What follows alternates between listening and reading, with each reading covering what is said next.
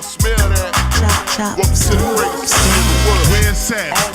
Where's that? Austin. Where's that? Texas. New crib. Compton.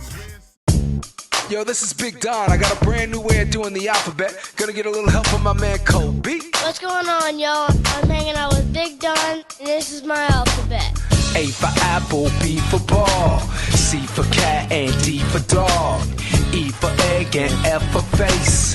G for girl, and H for hey.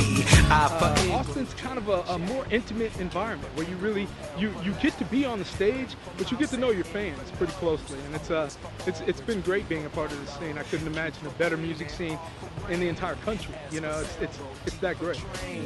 U for umbrella, V for vase, W for window, and The hip hop culture altogether is something that is enormously important to me, and you know, I go all the way back to the original icons. You know, of course, I'm influenced by the golden era, which I refer to as the early '90s, when there was so much rich hip hop that was coming out of the industry, and the culture, I think, really defined itself at that time.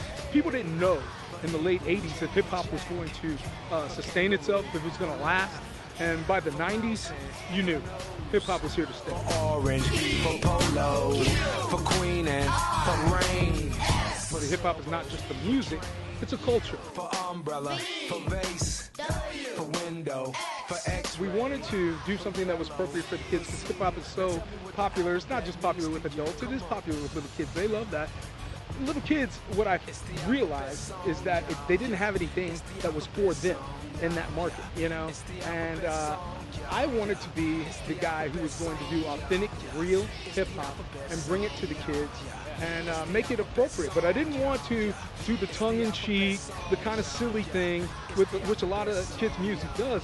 I wanted to do something where they could feel like this is our own, this is real, this is a legit. And I want to say I'm probably one of the first real, legitimate, established hip-hop artists that came over to the genre and brought some legitimacy from the hip-hop culture into the kids' market. We were able to take some of those iconic stories that we all know from our kid, the tortoise in the hare, you know, things of that nature.